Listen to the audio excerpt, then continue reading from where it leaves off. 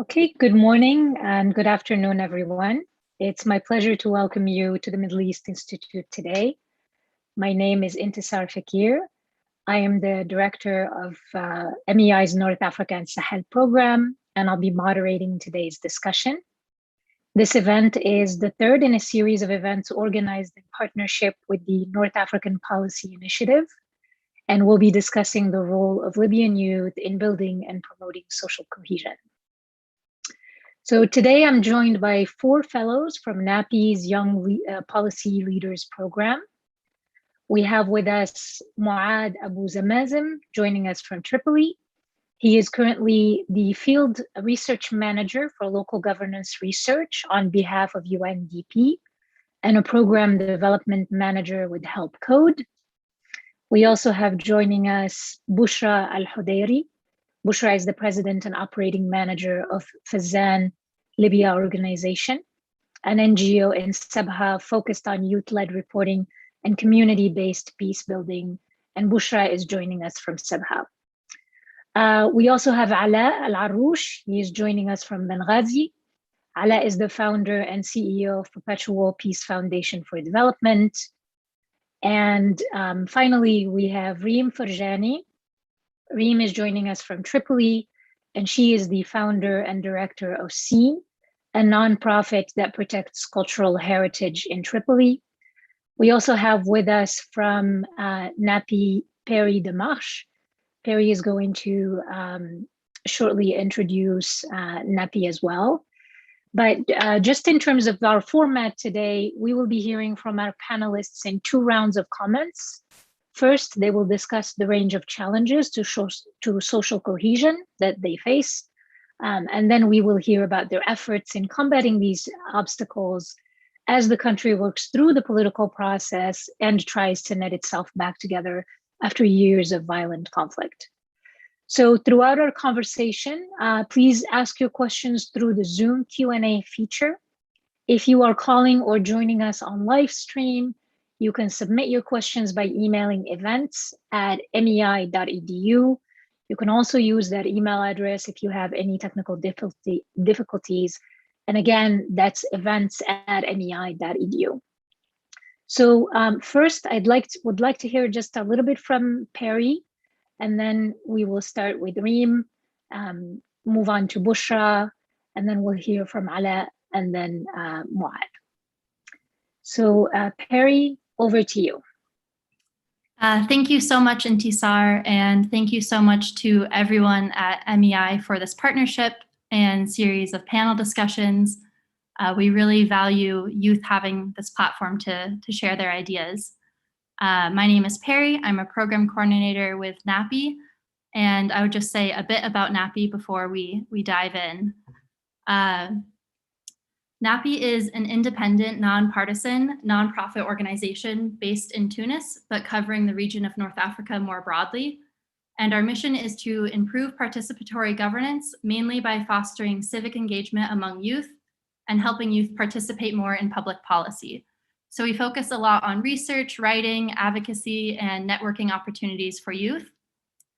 And our flagship activity is the Young Policy Leaders Program. It is a 7-month program that mentors and trains a cohort of youth to conduct policy research and develop a policy briefing paper on a topic of their choice, whether that is migration, art, culture, economics, public health, or social cohesion, as we're discussing today. Then at the end of the program, we publish the participants' papers in English, Arabic, and French on the NAPI website.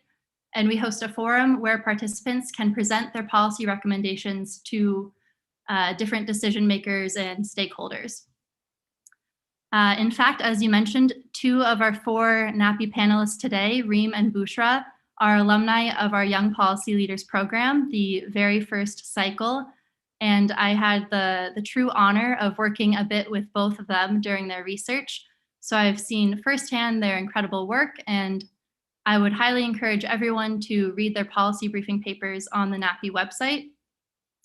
But that being said, all of our panelists today are really incredible.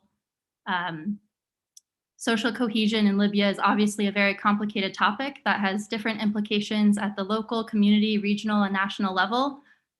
But there are also so many different opportunities and initiatives that could help address it. So I really look forward to the discussion today, and I'll turn the floor back to Intisar to start it off. Thank you very much, Perry. Can you share a link to the papers that you just mentioned for our audience so that they can have access to it? And then with that, I'm just going to call on Reem first and let her describe for us the range of social cohesion challenges that she has worked on. Go ahead, Reem. Thank you, Intisar. Thank you for having me. Well, I find that many aspects of social fragmentation and issues of social cohesion, many aspects of them are, I think, symptoms to an underlying problem of monoculturalism. And that is the culture of dominance, the culture of disacceptance of the different other. And I think we see that at varying scales and intensities by different forms of authoritarian forces. And I'll give examples here. So authoritarian forces might be even groups of society that challenge or change cultural norms based on their specific preferences. So in so doing, they cause a fracture with other groups who disagree with them. That's the simplest form. Another, of course, very prominent example is Haftar's authoritarian force, the strive of a single ideology to power and dominate. And of course, the reactions that has stirred amongst those with and against. Of course, that brings to mind Gaddafi's dictatorship that was very much a demonstration of monoculturalism and exclusion. I just want to add here the side note that Gaddafi definitely was not the first monoculturalism. It was preceded by the kingdom's mono-narrative of the Sanusiya and the Umar al-Mukhtar, and before that, the colonial mono-narratives. So it's almost like a chain reaction. But what sets Gaddafi's monoculturalism apart, I think, is that it was deeply engraved in society because it was translated into legislations that fragmented the nation, and we still see the implications of that today. So maybe I'll give two examples about that. First was Gaddafi's state not only kind of refused other groups of political schools of thought, but it also marginalized groups of different subcultures than his own, like the Amazigh, the Trablisiya, Tripolitans, the elite, etc. And as a consequence of that, these suppressed groups have been, since 2011, responding. They are reacting by making themselves present. So they're emphasizing the symbols that represent who they are. But of course, when as a group defines its identity, it creates a boundary beyond which others are defined as different. And unless these differences are managed by the state to create some kind of unity in the nation, then these groups will continue to be segregated like cultural clusters that do not relate to one another. And of course, when being fragmented, that makes them prone to competing and conflict and so forth. So that is one example very briefly. The second example, which I think is a very powerful one, is Gaddafi's Law Number 4 of 1978. That was Gaddafi's anti-elite culture law, which basically made it legal for the state to take away the ownership of properties from their rightful landlords, which happen to be mostly wealthy elites. And the state offered those properties to others, in many cases, incomers from other areas. And so you can imagine what enormous implications this has had on social cohesion that is actually very much still evident today, and in fact growing as it is passed on to through generations and is still not addressed by the state. And that is just to be very, very concise. But to end, I think the biggest challenge of all for social cohesion is getting the state today to recognize the seriousness, the serious need to address social cohesion, not only between political rivals, because, you know, that's just a remedy. That remedy alone is not enough, and that is what is happening. But most importantly, to address social cohesion from the grassroots. It needs to create and, in fact, prioritize policies that shift the nation from the deeply engraved culture of monoculturalism to cultural plurality, to acceptance, to belonging. And so I think the biggest challenge today is getting the state to really prioritize that.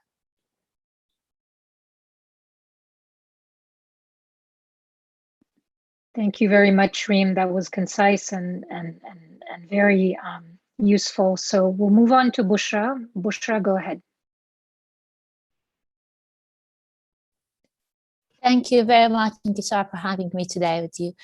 For me, actually, I started my presentation with I'm working in the social cohesions from peace building and enhancing communication between communities and local authorities perspective. So this is the things that I'm involved with in it, actually. So for me, that the main challenging in that, or the most important thing for social cohesion, it's required kind of cumulative action and multi-layer collaborations that work involved with politically and stability and security and justice and so on. All of these things needs to be enhanced to reach and address the social cohesion challenges. So that just have a quick glance about the historical backgrounds of the Libya, and when we have kind of various social compositions and various local actors and of the regions in the state, in the Libya in general, where have sharing common cultures or the kind of homogeneous traditions. But what happens after 2011 and why we face this split and fragmentation in the social fabrics, and also we have this kind of phrasing of hate speech among each others, among our cities and among our social composition that we belong on it and so on. And so I believe there is tourism, maybe I consider that it's back to it. It's either that maybe we have defect in understanding the citizenship framework, or that cohesiveness it was during Gaddafi's regimes and previously was rely on influence and the power of the governments itself in that time.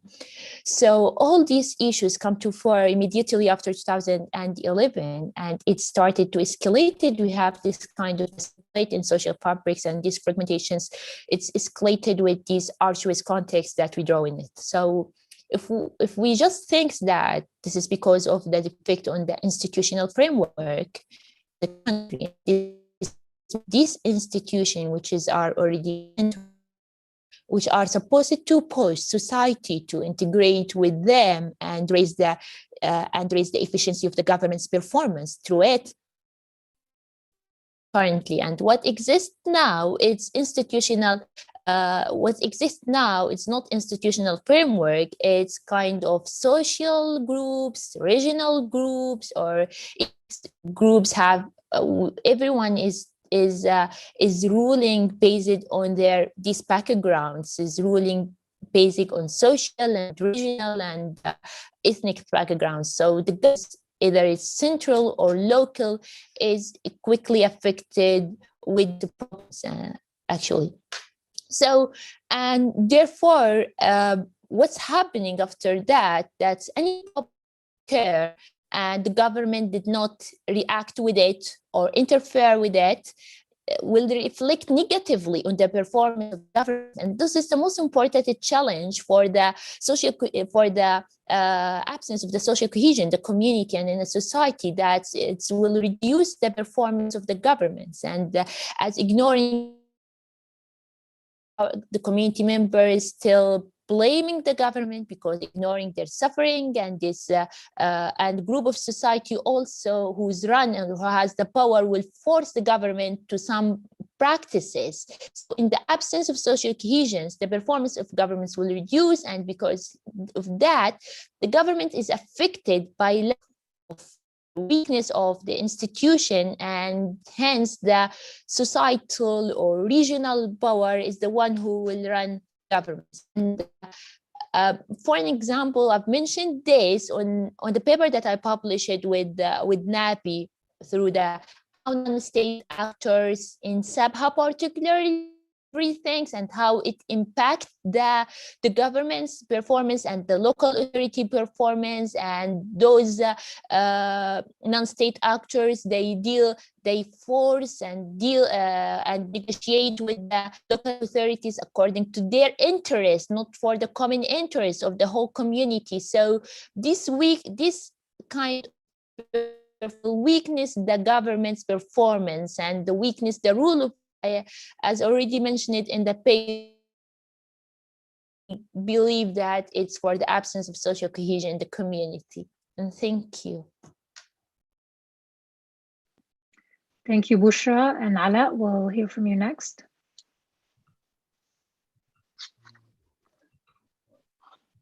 All right, thank you, Intisar, so much for this kind invitation that I was looking forward to participate, and especially in very crucial topic, the social cohesion in Libya and the role of youth to promoting the governance.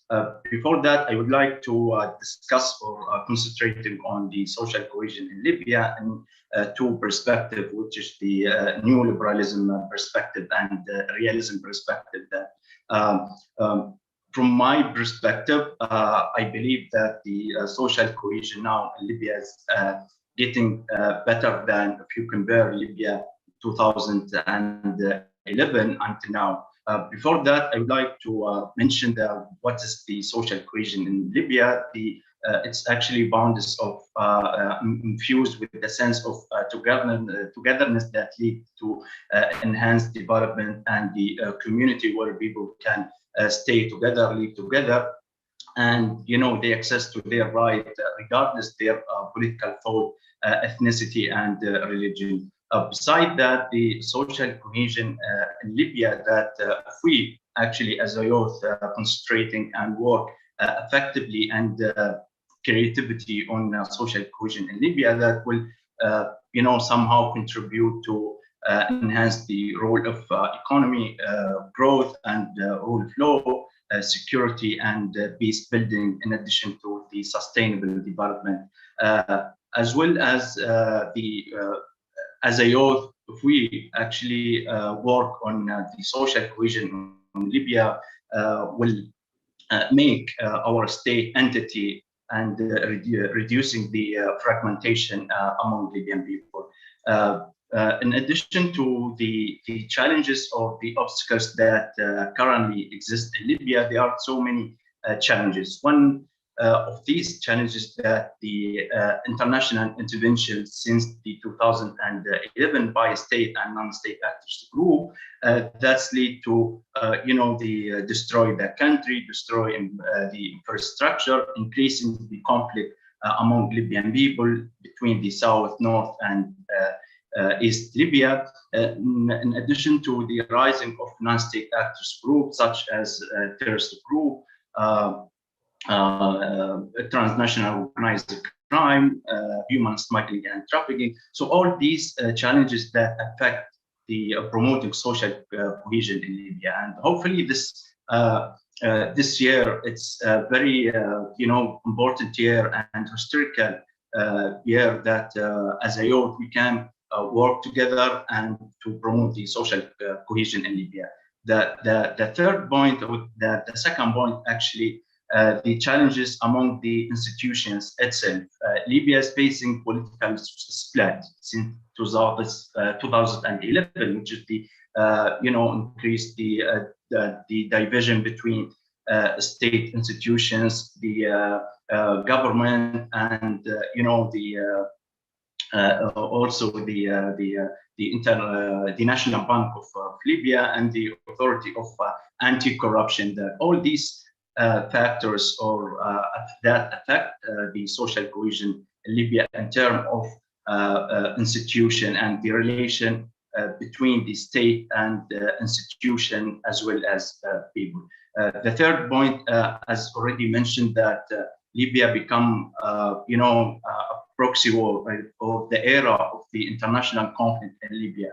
So, in order to, enhance or promote social cohesion in Libya, we have to work alongside as a youth, as a Libyan community, and work alongside with international community, with the state and non-state actors, groups such as civil society organizations and tribes group to ensure and to prevent all the international intervention in both sides, can be military or politically and economically. And thank you. Thank you, Ala. And we'll hear from you, Muad, next.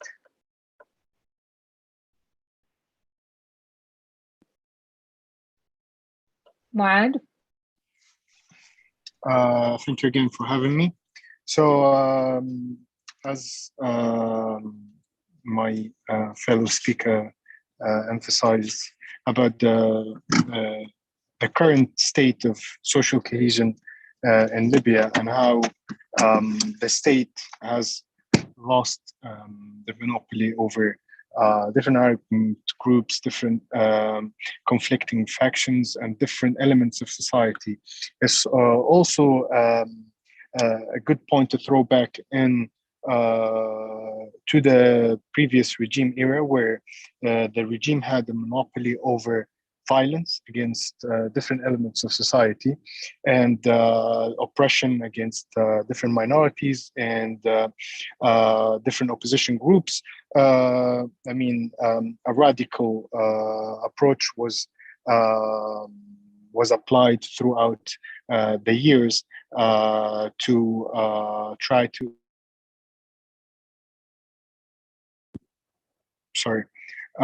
to eliminate the difference within society. And I think that was one of the main actors that enticed violence post 2011, and also take in consideration the violence that erupted during 2011, which was deeply rooted within different neighboring, especially different neighboring communities, mainly focusing on land disputes, which was a thing that I worked on, and I just want to shed the light on a point that I haven't been in the youth program with NAPI, but I used to work with Search for Common Ground on social cohesion and community dialogue programs for 2 years. So this is where my experience comes from. I just wanted to bring your attention to this point. So back again, so land disputes and also border disputes between different neighboring communities that caused biggest and the most shrinks in social cohesion, basically. So, and that's what we observed throughout the years, that most of the most sophisticated social fractions and social disfragmentations in the Libyan society comes within neighboring communities, which can be an easy way to approach, or an easy, sometimes an easy challenge to approach once you study the root causes. And I think that's what we lack in the Libyan conflict. The root causes of each of these many conflicts that are scattered all over the Libyan map have not been studied very well before being approached or handled. And I guess this is one of the biggest reasons for different methods or different failures and multiple failures in different methods that were tried and were applied to these mini or mega conflicts and mega defragmentations within these neighboring communities, and also on a national level. Focusing on local conflicts made it easier, as it appears to be, but distant the government or the unity government or the previous governments from these localized conflicts, and made it the problem of the international community, NGOs, local NGOs, to try to handle these conflicts in different forms and try to approach these conflicts, where the present of a unity government, or a central government, or a central entity to try to observe and try to handle and try to deal with this kind of conflict has, in contrary to what people would think, has proved to be useful as to a conflict that happened between Malut and a small city or a small town, Ghazaya, where they solved the land dispute that caused displacement and caused tragedies over the past 10 years with reimbursement, for example. So the present or the monopoly of a central entity over these conflicts can play a vital role once assistance and knowledge and good practices are applied throughout the sphere of these entities. And I think, or I guess, the new body, the new PC created, which called, I think, the Local Reconciliation, or the National Reconciliation Committee, has again distanced itself from these localized conflicts and tried to apply an elitist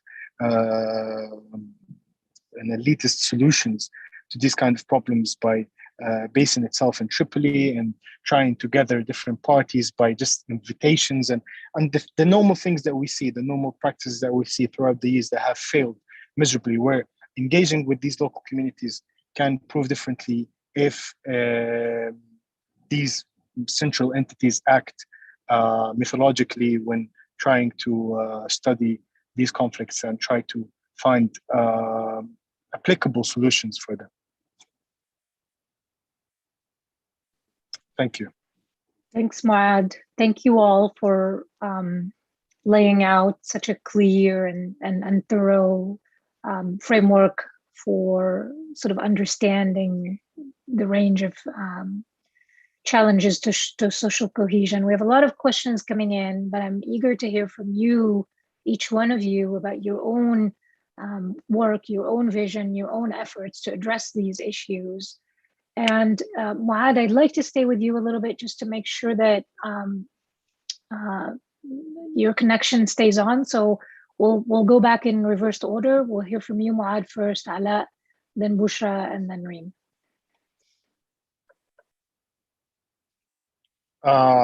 So you want me to talk about my experience? Do you have any specific questions? Yes, I want you to explain a little bit more. Maybe you can delve a bit deeper into the work that you had done to help address some of these land disputes that you had mentioned. Give us maybe some examples, closer sort of details and examples about the efforts around community engagement, and a little bit more of sort of what are some of the lessons that you have learned through that experience. Okay, so I would like to mention that throughout my experience in the local reconciliation programs that I worked on, or the researches that I participated on, where conflict resolution was the main field of expertise that I was engaging on.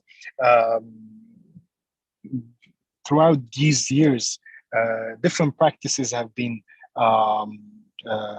thoroughly studied by all INGOs and all actors in the Libyan context.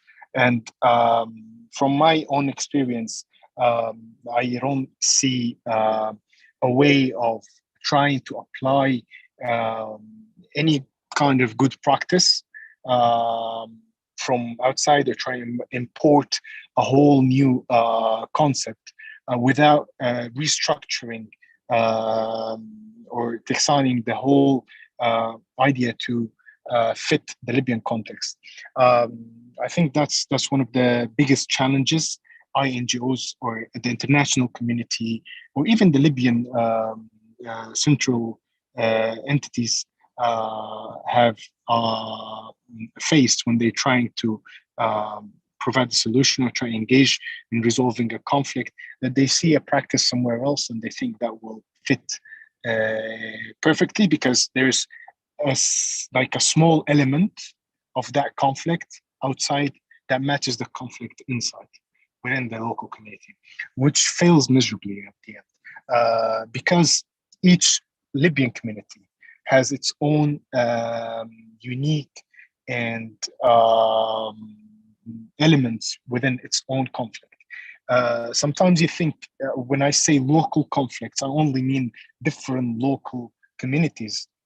When I mentioned neighboring, which is the biggest problem we face, because most of the biggest conflicts we had throughout the years were because of neighboring communities were pro and against in 2011.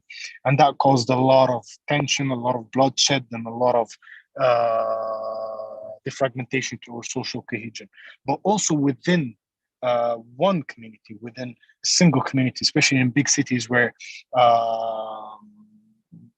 these cities host multiple communities, these practices cannot be applied as well directly, even if they succeeded within two different communities. You have to study the same community because that's a different boundaries. These are different conflicts. And that's the main issue, the main challenge that every single expert needs to look into. You have to understand the root causes. You have to give some time to listen to people, to understand what's the community's main grievances are. And these are the grievances that people revisit every time the conflict ignites again. These are the main, how do you call it? The main accelerators of any renewed conflict in Libya. In 2019, I witnessed, everyone witnessed the war in Tripoli, and we witnessed how that brought back a lot of grievances that we thought that people have forgot about in 2011 or since 2011. When the international community, especially INGOs, worked so hard, for example, and you asked for examples, and I hope this doesn't get out of context so people get a bit sensitive, for cities, especially in Zwara, Jmeir, for example, these are cities in the coastal area, the border close to Tunis. There were a lot of work and a lot of effort done and a lot of resources invested to try to work on the conflict, which is a land dispute mixed with identity, ethnic diversity, and also pro and against the 2011 pro and against the dilemma that we are still going through. And since 2011, a lot of work has been done between Zwara and Jmeir and Zwara and Rigdalin and Zwara and Zoltan to try to solve and try to find a common ground between these four communities. And once 2019 happened and the war in Tripoli happened, like this, everything went back to ground zero. Everything went back to the first step. It's like no work has been done. And I'm not going to be harsh. I'm not going to be harsh on whatever work has been implemented on the ground. I actually saw that people have more knowledge, more awareness, more engagement within different communities in those 4 areas, we've seen that local and community dialogue has played a vital role in decreasing the amount of engagement in the conflict, the amount of hate speech, the amount of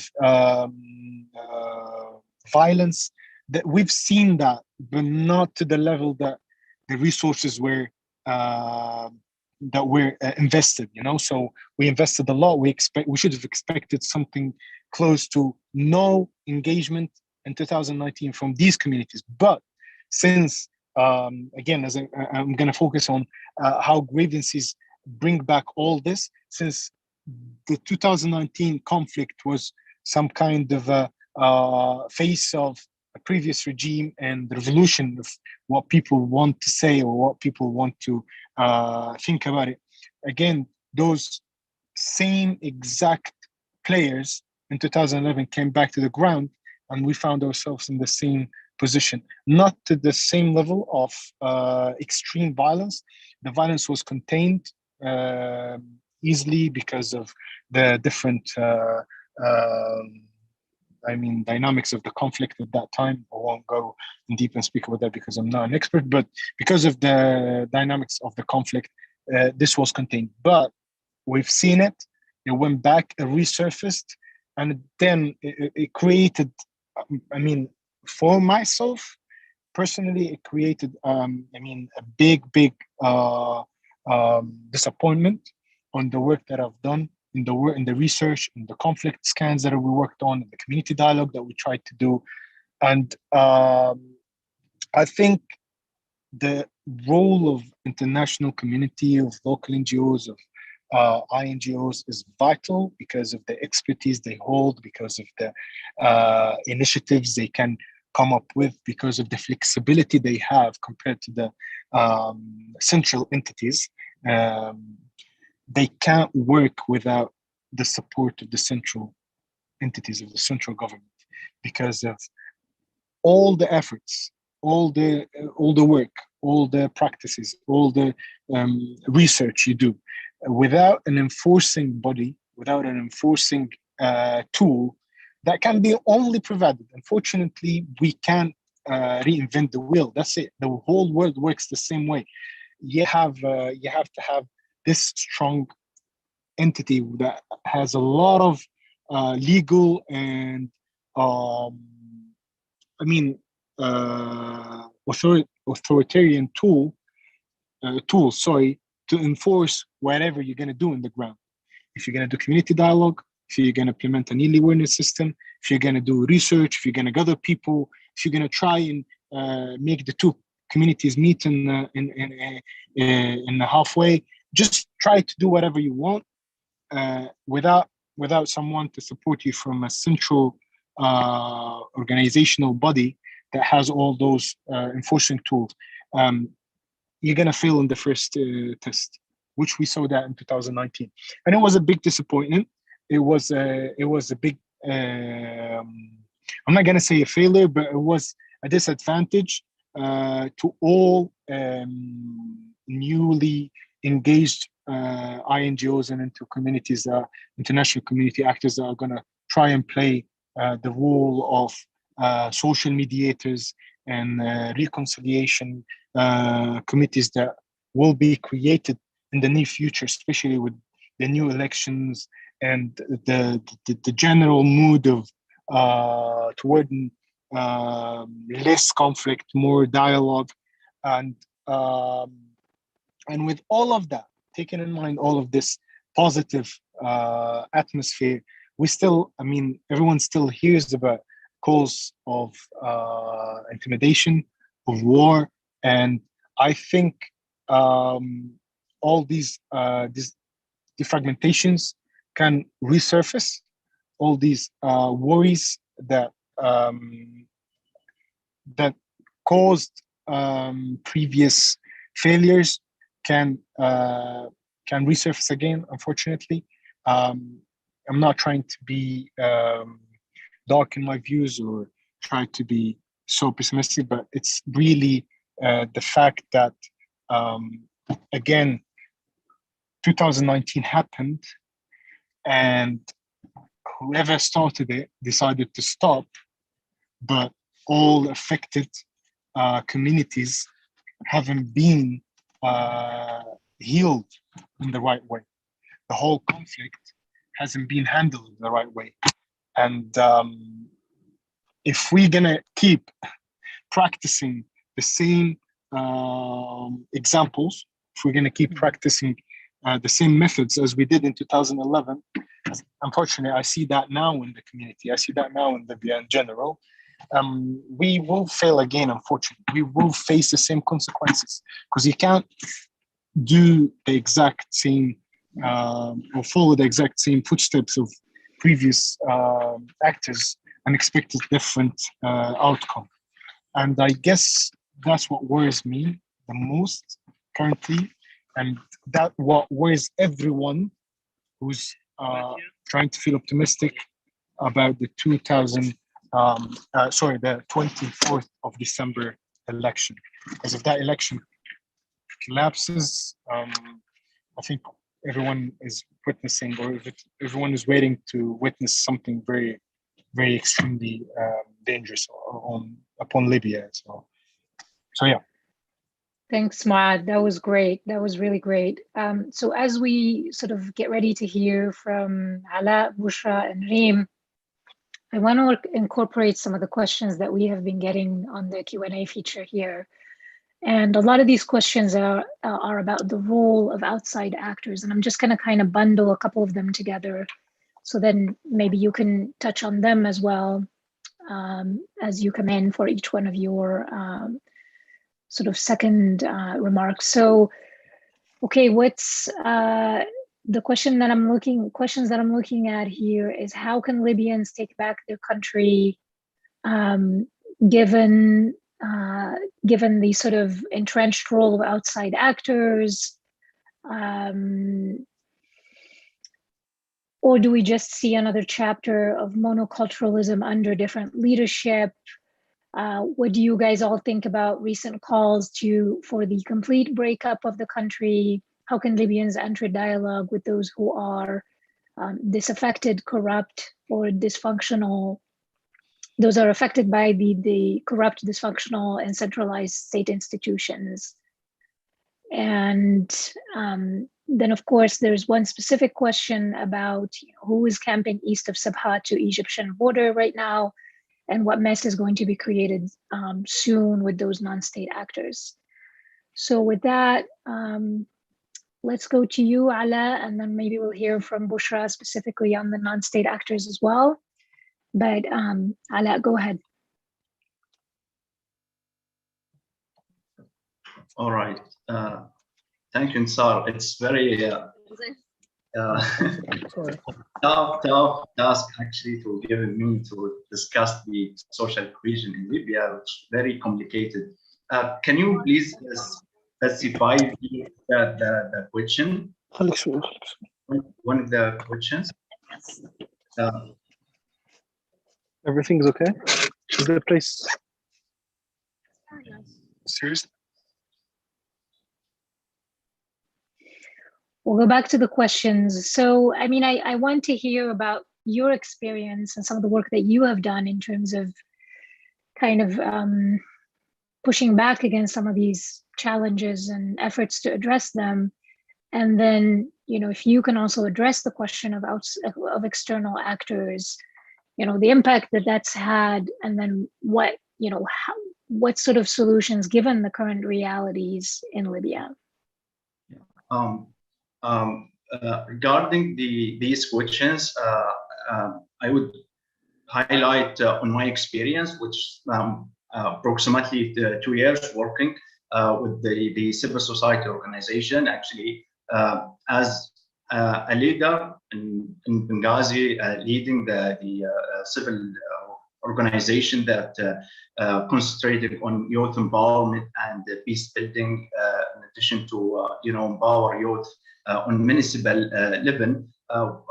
We have done more than 2 projects that highlight on promoting role of youth in municipal level with the GIZ organization. If you see the relation between people and municipality.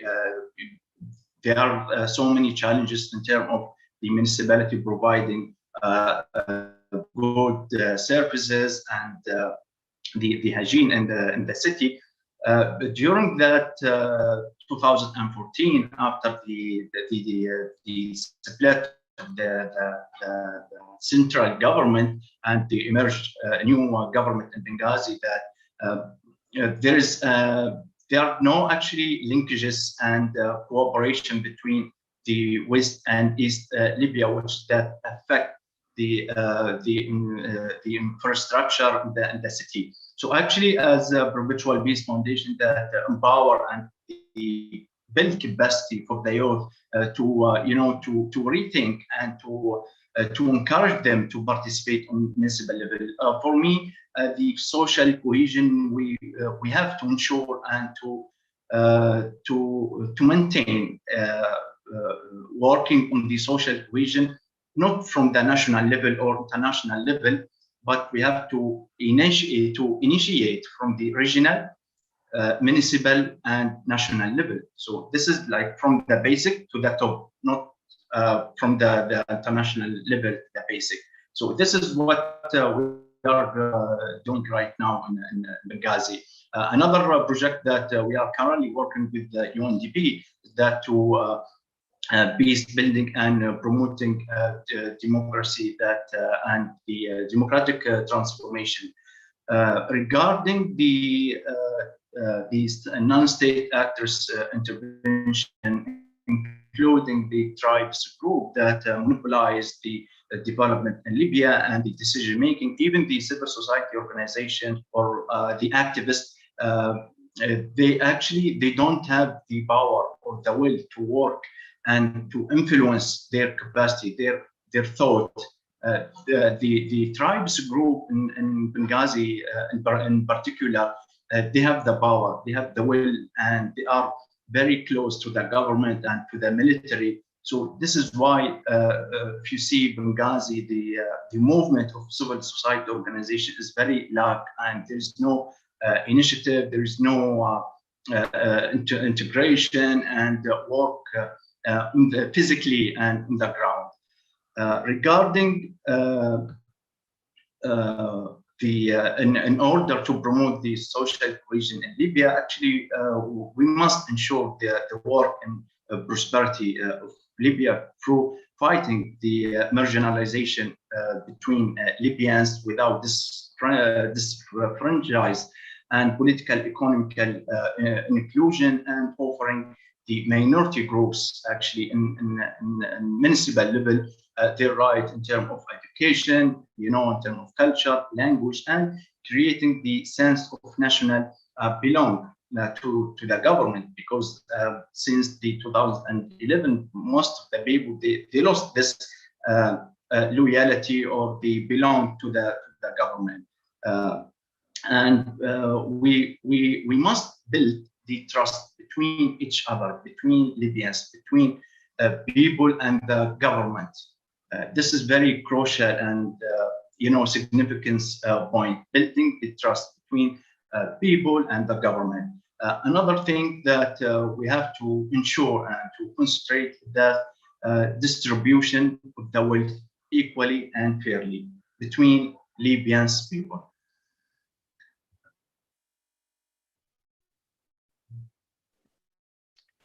Thank you, Ala. Thanks, Ala. Bushra, can we hear from you? Thank you very much, Intisar. There are some questions saying that how we can, I'm not sure if internet connection is stable because it keeps giving me the message that is unstable. You hear me very well? Yes, we can hear you. Okay, so there's some kind of questions related to how we integrate the non-state actors in social cohesion and some of the examples. I will just give an examples of the work that we've done here in the Sabha in the south of Libya, that we've been trying to work through the kind of decentralization, because what's happening here that the national government is totally absent in the south of Libya. So we try to encourage and support the local initiatives that allow to a certain degree the community members to participate equally in the economical, political, and decision making in their community. Yes, yet it's not an easy process, but we ensuring the social cohesion by ensuring collaboration and the joint involvement of all stakeholders in various levels, whether it's state or non-state actors, whether they are tribal representatives, and also the local civil society organization, to minimize the gaps and bridging the gaps that are already exist between the various social backgrounds and the various tribal here in the south, and also between them and the local authorities, and this is it's building long-term partnerships with working together. So in this regard, for the through Fazal Libya organizations and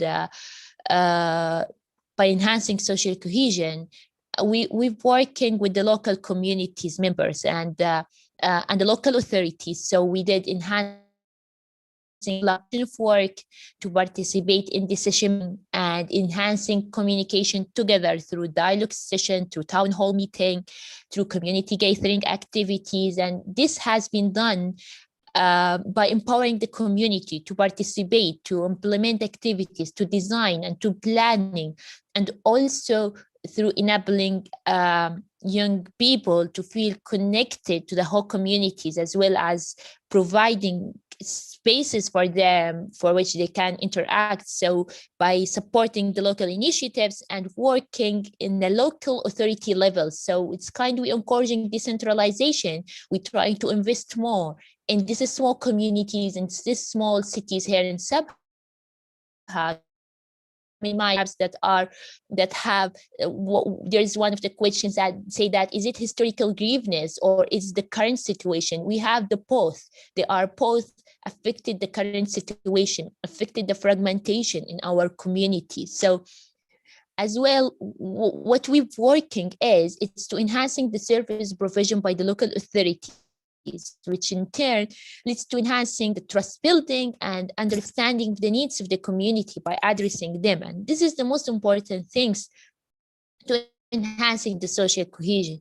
So in this way, by working with the local authorities and trying to enhancing the social cohesion through decentralization and trying to boosting the local authorities for provision of good services and work for their communities, we did that through the Stabilization Facility for Libya project. This project was funded and implemented by UNDP in a cooperation with us as Fazal Libya local partners who's in the ground here in Sabha. So we kind of trying to bringing all of the community members together who are being excluded socially, who are being excluded economically, and even politically. It's about upholding rights of together. So as I mentioned it earlier, it's by building the local capacities of the local authorities, and what we focus on it is through the local initiatives to prevent and mitigate the violence through peaceful means, and that emphasize the good governance and the good provision of the services for the communities, and through that we've been able to minimize the gaps and working together. Thank you. Thanks, Bushra. Reem? Thank you, Intisar. This is a very interesting conversation, and I see a lot of very interesting and good questions, and I wish we had the time to address all of them. But I'm going to try and weave in answers for specifically Anne's question and Reem Ben Jabir. Hello, Reem, by the way. And William, Bushra just addressed your question, but I wish to just, before I begin my answer to Intisar's question, just throw in a very quick answer. I think we cannot only remedy the symptoms that we see today, but we also need to understand the root cause, which stretches way back in history. And that takes me to Disar's question. This is why I work in research. So I work between academia and civil society very heavily, based on critical sociology. So you'll find that a lot of it is about, critical sociology theory and so forth. But I do work between theory and practice. So to investigate, to research the dynamics between social groups and the phenomena and so forth, but also to experiment and explore ways in practice to address that. So I think work that ends at academia is really loses its value. But anyways, so I work between, like I said, academia and civil society on democratized heritage management through cultural policy tools. So it's crossing disciplines. And that made me stumble into the problems of public cultural policies in Libya that are not at all serving social cohesion. So although I began studying a local case, which I'll speak about, it became apparent to me that there are dynamics that interconnects and stretches out into a national level. It's all, I think, interconnected. So unless we find a national model we have to find a national model that then finds, kind of addresses also local solutions. So local solutions alone are not sustainable unless there's a national model that connects to that. So I'll start my answer with the local, how I began exploring how communities can reclaim their identity symbols and get others to accept them, i.e. the field of democratization of heritage. And then I'll speak about how that uncovered for me the problems of cultural policies on a national level and how it connects to the social fabric and social cohesion. So my work began in 2011. Maybe others have also shared that experience. My world changed in 2011. And that was a reaction to Gaddafi's suppression of cultural groups that I spoke about earlier. I wanted to convince others and myself that I have a right to be here. And the manner in which I came to do that in 2011 was that I went directly to the old city of Tripoli. That is the root of my family heritage, and hence what I felt is a symbol of our identity and our right to be here. Now, in 2011 and shortly after that, there was an easing of state monitoring or easing of state orchestration of what people in civil society can do. And so it was an organically democratized context, including the old city, where different groups, in the absence of authoritarian management, engaged with the site in ways that they wished. Now that was great, and it was even greater that this therefore brought to surface that there was a variety of opinions about what the site means and how it should be used. But that variety of opinions very quickly proved to be a dangerous thing because it caused the different groups of different and sometimes conflicting opinions to not only disagree, but also gesture disacceptance of the other, and sometimes in violent ways. And so the question for me since has been, how do you manage that? How do you manage the heritage site democratically, i.e. including and taking into account all different opinions? Of course, this demands addressing the social fragmentation and the conflict of interests to get groups to sit together and discuss and negotiate and come to some sort of an agreement. And so to do that, I began to, number one, advocate for inclusive policies, for democratic heritage management that brings together state and stakeholders so that the decision is not wholly in the hand of the state or the authorities, but also to listen to stakeholders or social groups, and also to acknowledge that different social groups have different opinions. So that was the first thing, first path my work involves. And the second path is I study I explore through academia and practice the most context appropriate policy instruments that can bring the groups together. And I found for that, that working with cultural tools can be very effective. So I'm suggesting, at least in this context, a crossing, an interdisciplinary crossing between heritage sector and the cultural sector, because cultural policies and cultural instruments can really serve in working with the grassroots, so not being so exclusive to experts and politicians, which I think is a problem that we see in so many sectors, also in a national levels, not only in the heritage sector. There's a big gap between the political community and the rest of the society. Cultural tools are also very inclusive. They can be made to appeal to a spectrum of society. And so it can engage a wide variety of society and listen to more people and so forth. And of course, therefore, cultural tools can be instrumentalized for conflict resolution strategies. Hence, so it serves not only social issues in the micro site of the old city, but it can also serve culture, can also serve on a national level, especially in this transitional reconciliation phase that my colleagues were talking about. But I mean, there's so much to talk about, but there's one very important thing that this highlighted to me a gap in the Libyan public policies today that are not helping with social reconciliation, both on local and national levels. And so I think the biggest problem that is most worrying for me now with this new government is the absence of serious state policies to work with society and its differences in a way that evolves their nation from monoculturalism to cultural pluralism. Now, these are two distinctly different social models.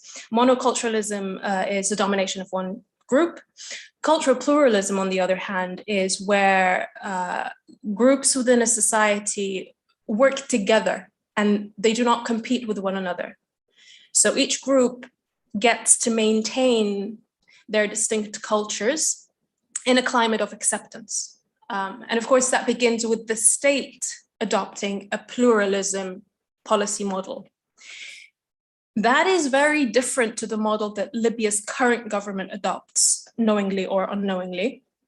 The government of national unity is based on an approach that first, it formally divides the nation into 3 regions, muhasasa, apportionment, that makes a reappearance right now with this government. So first it divides it into muhasasa, into 3 regions. And then second, it attempts to bring them together. What is very important to realize here is that this manner of unification is a very passive one, because there's an absence of policies for interculturalism or dialogue or working together, acceptance, especially from the grassroots up. It's very focused on political rivalry, and it's forgetting about the grassroots issues that catalyze conflict and are the root cause for conflict. So this is why critical sociology scientists often criticize muhasasa, because while it offers equal representation of the 3 regions, which is a good thing, it does, however, accentuate differences. So then what is the alternative?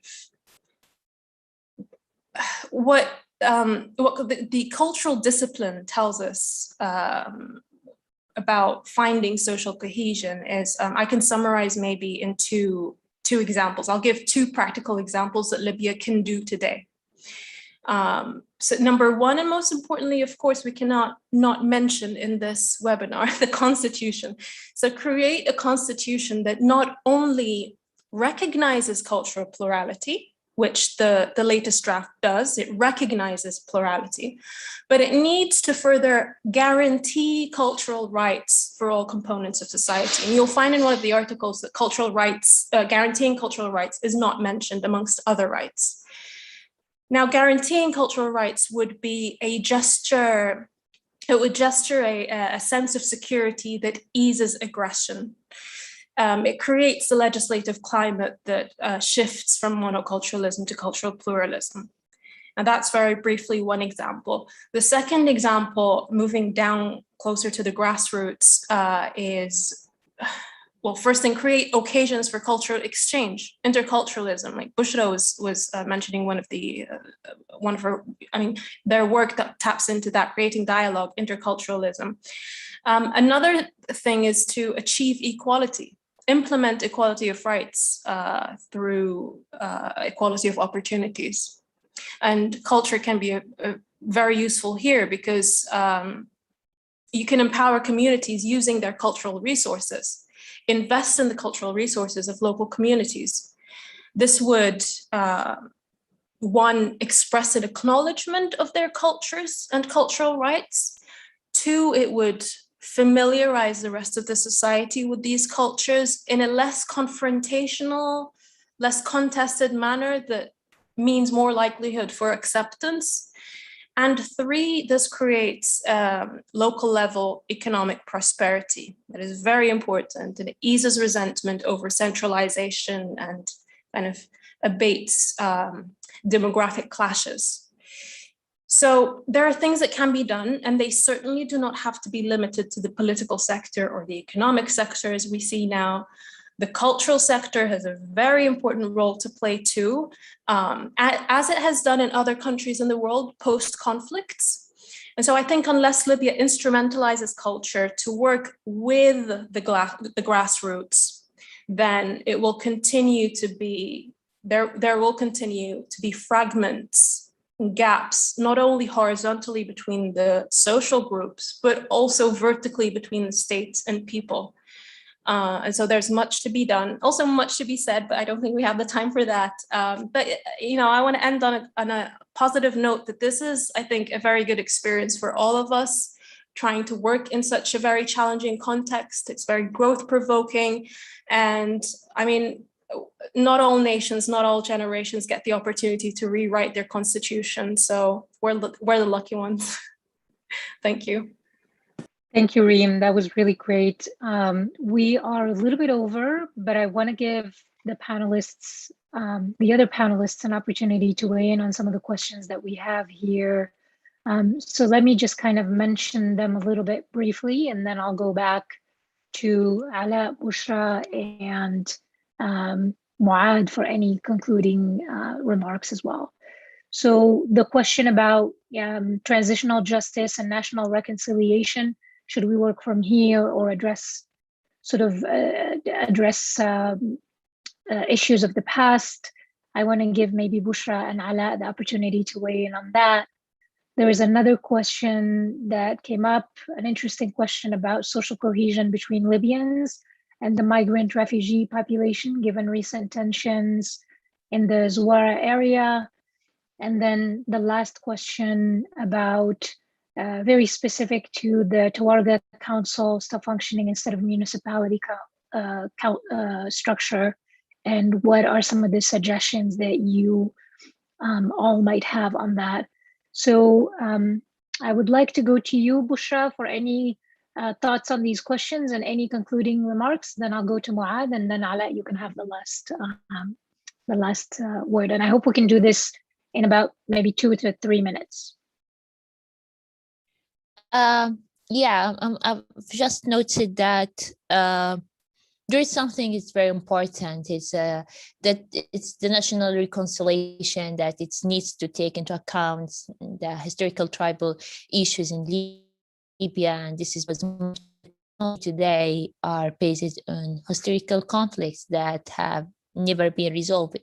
So the current issues are either new or have been built from the past, and also it's to conclude that we need to be very clear that the rift in social cohesions and is reflect, and it's kind of reflect and consequences of other aspects, either socially, economically, or political life, and mostly it's the outcome of the absence of the rule of law, and its outcome of deteriorating securities and fragmentation in the political landscape, and even an unequal distribution of the resources as well. So I strongly believe that political settlements is the most important things, and this is the main drive for social cohesion in a natural level. So it's very important to have these steps, so all of other initiatives that we're building on that we are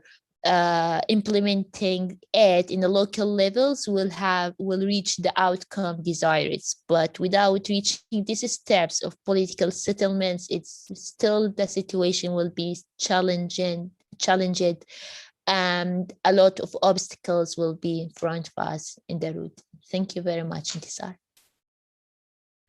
Thank you, Bushra. Muad? I think, as Bushra said, it's a matter of revisiting or going back and studying the root causes again and understanding what led to this instead of trying to avoid and try to move on or have a jump and leap of faith to just try and think about the current time or the near future of our own conflict and try to work on the transitional justice on the current issues while trying to forget about the past, which hasn't proven any kind of useful in the whole conflict or in the whole time that we try to implement transitional justice for the past couple of years. So I believe, yes, we have to study, we have to look into the past, try to revisit the grievances of each of the communities, understand them very well, and then provide a national model that can be implemented in each community and can be implemented and modified to fit within each context, whether it's an ethnic minority conflict or a conflict between two neighboring communities, or conflict on wealth distribution and demarginalization. So we have a variety of conflicts that had enticed and ignited many violent conflicts in Libya. So we have to really understand each one of them and its unique reasons, and then try to provide unique solutions for that, so we can move forward and then implement transitional justice in a methodological and better way that fits the Libyan context. Thank you, Muad. Ala, you get the last minute. Right. There are obviously two important issues, that the national reconciliation and the presidential and national election that will happen hopefully in December, but without having a strong military that monopolize and maintain the Libyan sovereignty and prevent international intervention and military intervention and protect our borders, I think it's very we can't actually achieve the national election and national reconciliation. National reconciliation, we need tools, we need instruments actually to invite all Libyan people to work together in order to achieve national reconciliation, and without any isolated people. And they are obviously two parts of national reconciliation, the primary part and the secondary part. So as Ala, I don't have that power or the influence among the primary. So my job, what I can do is mediation. So as the civil society organization, we have to focus more on mediation and try to reach out to all the stakeholders, all the actors on the ground, and try to contact them to open very open and honest dialogue between them. This is as civil society organization and or perpetual peace, what we can do in order to achieve the national reconciliation. And I think it's very historical moment, and the time is limited. We have more than 4 months that we can work very hard and networking with international organization, local organization, that we can achieve peace and security and prosperity in Libya. Thank you so much for this kind of invitation, and I look forward to participate in the another topic with my esteemed colleagues. Thank you so much. Thank you, Intisar. Thank you, Ala. Thank you, Muad, Reem, and Bushra. Please be sure to click on the links that our NAPI colleagues shared with us for Bushra and Reem's papers. And please join me in thanking our panelists today and our NAPI partners for this rich and really wonderful discussion. So thank you all so much for